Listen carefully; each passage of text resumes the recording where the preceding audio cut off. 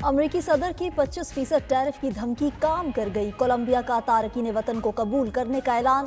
کولمبین صدر کا کہنا ہے کہ اپنے تارکین وطن کی واپسی کے لیے امریکہ میں صدارتی طیارہ بھیج رہے ہیں۔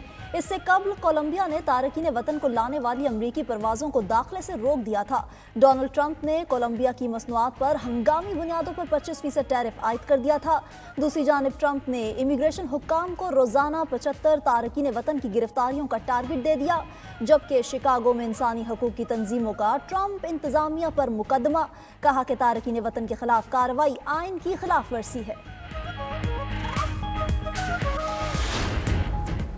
ٹرمپ کا عرب ممالک پر غزہ متاثرین کو پناہ دینے پر زور، کہا مصر اور اردن غزہ متاثرین کو قبول کریں، غزہ میں سب تباہ ہو چکا۔ عرب ممالک سے مل کر متاثرین کی بحالی کے لیے اقدامات کا بیانیہ دے دیا۔ دوسری جانب حماس اور اردن نے ٹرمپ کی تجویز مسترد کر دی۔ غزہ سے فلسطینیوں کی بے دخلی خام خیالی قرار۔ اردن کے وزیر خارجہ ایمن صفدی نے کہا فلسطینیوں کی اپنی زمین پر بحالی اولین ترجیح ہے۔ حماس رہنما باسم نعیم نے بھی پیشکش کو ناقابل قبول قرار دے دیا، کہا غزہ کی تعمیر نو کی آڑ میں ایسا کوئی اقدام قابل قبول نہیں۔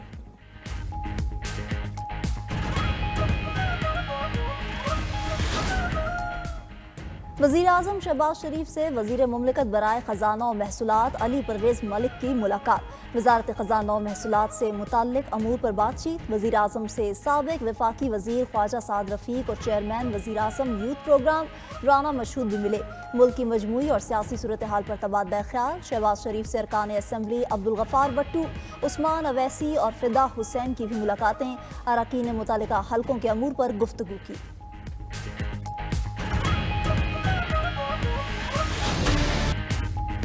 حکومت اور پی ٹی آئی کے درمیان مذاکرات میں تعطل برقرار۔ P T I judicial commission کے اعلان پر بازد۔ چیئرمین بیرسٹر گوہر کہتے ہیں جو بانی پی ٹی آئی نے کہا وہی پی ٹی آئی کا فیصلہ۔ حکومت سنجیدہ ہے تو مثبت قدم اٹھائے، بانی پی ٹی آئی سے رابطہ کرے، کمیشن کے ٹی او آرز پر بات کرے۔ 7 روز ختم ہونے کے بعد مذاکرات ویسے بھی ختم ہو چکے ہیں۔ حکومتی مذاکراتی کمیٹی کے ترجمان عرفان صدیقی کا رد عمل بھی آ گیا۔ کہتے ہیں بیرسٹر گوہر نے بانی پی ٹی آئی سے ملاقات کے بعد مذاکرات کو ختم کیا۔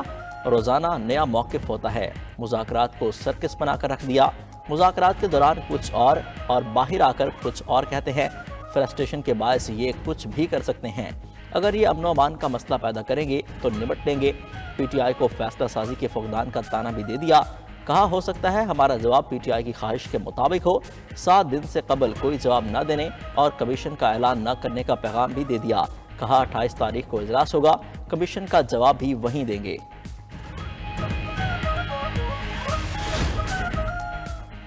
سپریم کورٹ کے ایڈیشنل رجسٹرار کے خلاف توہین عدالت کیس کا فیصلہ آج سنایا جائے گا۔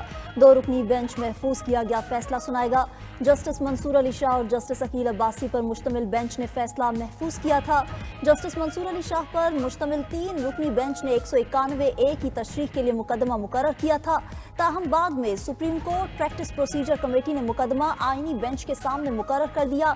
مقدمہ منتقل ہونے پر جسٹس منصور علی شاہ اور جسٹس عقیل عباسی نے توہین عدالت کی کارروائی کا آغاز کرتے ہوئے ایڈیشنل رجسٹرار کو شوکاز جاری کیا تھا۔ نکاح کیس میں بانی پی ٹی آئی اور بشرا بی بی کی بریت کے خلاف اپیل سماعت کے لیے مقرر۔ اسلام آباد ہائی کورٹ میں جسٹس اعظم خان خواہ اور مانکا کی اپیل پر آج سماعت کریں گے۔ بشرا بی بی کے سابق شوہر خواہ اور مانکا نے 13 جولائی 2024 کا ایڈیشنل جج کا بریت کا فیصلہ چیلنج کر رکھا ہے۔ ایڈیشنل ڈسٹرکٹ اینڈ سیشن جج افضل مجوکا نے سزاؤں کے خلاف اپیل پر فیصلہ سناتے ہوئے ملزمان کی سزاؤں کے خلاف اپیلیں منظور کی تھیں اور ٹرائل کورٹ کا فیصلہ کالعدم قرار دیتے ہوئے ملزمان کو رہا کرنے کا حکم دیا تھا۔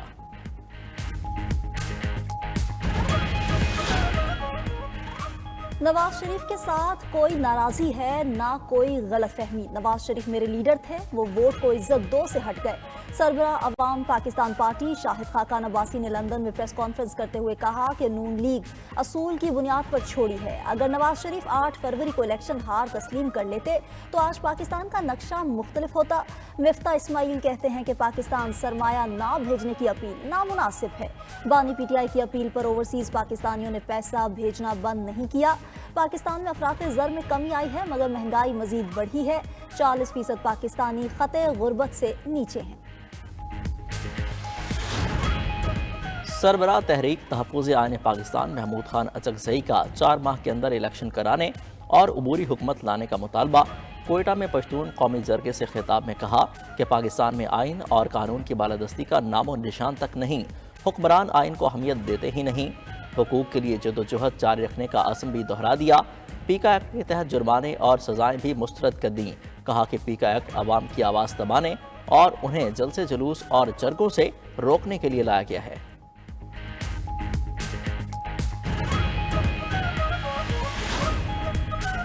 پیکا ایکٹ پر سیاسی جماعتوں کے تحفظات، حکومت کو صحافیوں سے مشاورت کرنی چاہیے تھی۔ آزادی صحافت پر یقین رکھتے ہیں۔ پیپلز پارٹی کا موقف۔ گورنر پنجاب نے مہمند میں وفد سے گفتگو کے دوران نون لیگ کو ملکی مفاد میں مذاکرات کی راہ اختیار کرنے کی صلاح دے دی۔ کہا تمام تر مخالفت کے باوجود حکومت بنانے کے لیے نون لیگ کا ساتھ دیا۔ حکومت ختم ہوئی تو سب سے زیادہ نقصان نون لیگ کا ہی ہوگا۔ جماعت اسلامی نے پیکا ایکٹ کی مخالفت کر دی۔ امیر جماعت اسلامی حافظ نعیم الرحمان نے ترمیم کو مسترد کرتے ہوئے کہا کہ بغیر مشاورت ایسے قوانین بے معنی ہیں۔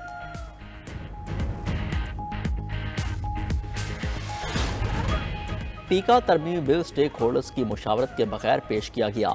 پی F U J, C P N E, AMEND, A P N S اور پی بی اے پر مشتمل جوائنٹ ایکشن کمیٹی کا چیئرمین قائمہ کمیٹی برائے داخلہ سینیٹر فیصل سلیم رحمان کو خط۔ کمیٹی نے پیکا ایکٹ میں مجوزہ ترمیم کی جانب توجہ مبذول کرائی۔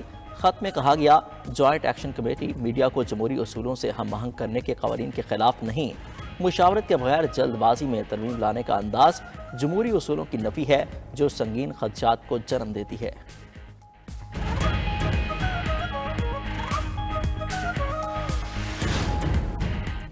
فافن نے ملک بھر کی خواتین میں مقبول ترین سیاسی جماعت سے متعلق سروے رپورٹ جاری کر دی۔ تحریک انصاف پہلے، نون لیگ دوسرے اور پیپلز پارٹی تیسرے نمبر پر آ گئی۔ عام انتخابات پر سروے میں 18% خواتین نے مردوں سے مختلف ووٹ ڈالے۔ 82% حلقوں میں مرد اور خواتین نے مختلف امیدواروں کے حق میں ووٹ دیا۔ رپورٹ کے مطابق پنجاب میں نون لیگ خواتین ووٹرز میں زیادہ مقبول رہی۔ سندھ میں پی پی نے میدان مارا۔ ملک بھر میں ووٹوں کے تناسب میں پی ٹی آئی خواتین میں سے مقبول جماعت رہی۔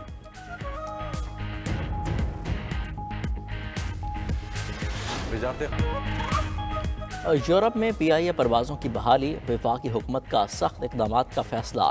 سابق وفاقی وزیر غلام سرور خان کے بیان پر قانونی چارہ جوئی کے لیے غور۔ 92 نیوز کے پروگرام خبر کیا ہے میں سیر حاصل گفتگو۔ حیدرآباد میں دریا اور نہروں کا پانی آلودہ ہونے سے بچانے کے لیے لگایا گیا ٹریٹمنٹ پلانٹ غیر فعال، زہریلے پانی سے آبی حیات کو خطرات۔ پروگرام خبر کیا ہے معاملہ سامنے لے آیا۔ خیبر پختونخوا میں بدامنی اور بند ہوتی صنعتیں بھی موضوع بحث بنی۔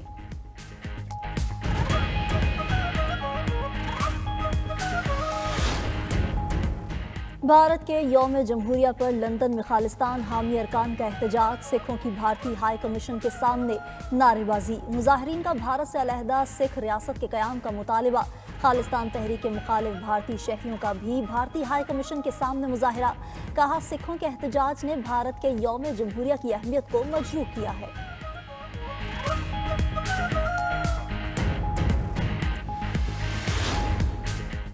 روس کا مشرقی یوکرین کے اسٹریٹجک شہر پر قبضے کا دعویٰ۔ روس کی وزارت دفاع کا کہنا ہے روسی افواج نے مشرقی ڈونیٹسک کے شہر کا کنٹرول حاصل کر لیا۔ دوسری جانب یوکرینی فوج کا کہنا ہے شہر کے بعض علاقوں سے حکمت عملی کے تحت فوج نکالی گئی ہے۔ اس سے قبل یوکرینی صدر ولادیمیر زیلنسکی نے کہا تھا اتحادیوں کو روس کے ساتھ ممکنہ امن مذاکرات کے لیے تیاری کرنی چاہیے۔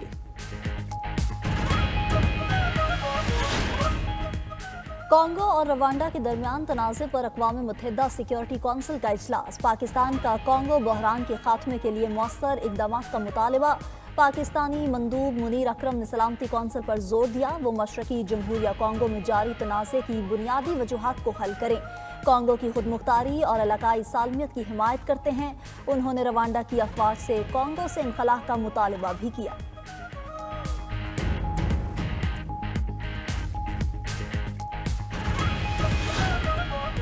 امریکی شہر لاس اینجلس میں لگی آگ پر قابو پانے کی کوششیں جاری۔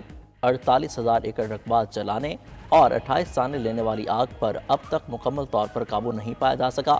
پیراڈائز میں لگی آگ پر 87% تک قابو پا لیا گیا، ایٹن کی آگ پر 95% اور ہیوز میں لگی آگ 90% تک انڈر کنٹرول۔ جنوبی کیلیفورنیا کے کچھ حصوں میں بارشوں نے نئی مشکل کھڑی کر دی، آگ سے جلے درخت زمین کو سہارا دینے کے قابل نہیں، لینڈ سلائڈنگ کا خطرہ بڑھ گیا۔ برطانیہ کو ایون کے اثرات ختم ہونے سے قبل ہی دوسرے طوفان کا سامنا، محکمہ موسمیات نے طوفانی ہواؤں اور موسلادھار بارشوں کی وارننگ جاری کر دی۔ انگلینڈ، شمالی آئرلینڈ، ویلز اور جنوبی اسکاٹ لینڈ میں شدید بارشوں اور سیلاب کی پیشگوئی۔ طوفان سے 2 افراد ہلاک، متعدد زخمی بھی ہوئے۔ خبر ایجنسی کے مطابق 160 کلومیٹر فی گھنٹے کی رفتار سے ہواؤں نے گھروں کی چھتیں اڑا دی، ریلوے کا نظام درہم برہم، ہزاروں پروازیں منسوخ ہوئی تھیں۔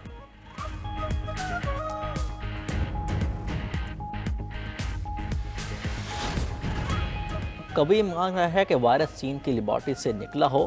امریکی خفیہ ایجنسی CIA کا کورونا سے متعلق نیا موقف سامنے آ گیا۔ ایک بیان میں کہا، سائنس اور عقل یہی بتاتی ہیں کہ وائرس چینی لیب سے نکلا تھا۔ ایجنسی کورونا کی جانور یا لیبارٹری سے منتقلی سے متعلق تحقیقات کر رہی ہے۔ امریکی تحقیقاتی ایجنسی FBI بھی وائرس کی لیب سے اخراج کے موقف کی حامی ہے۔ خبر ایجنسی کے مطابق سب سے پہلے کورونا کے کیسز چین کے شہر ووہان میں سامنے آئے تھے۔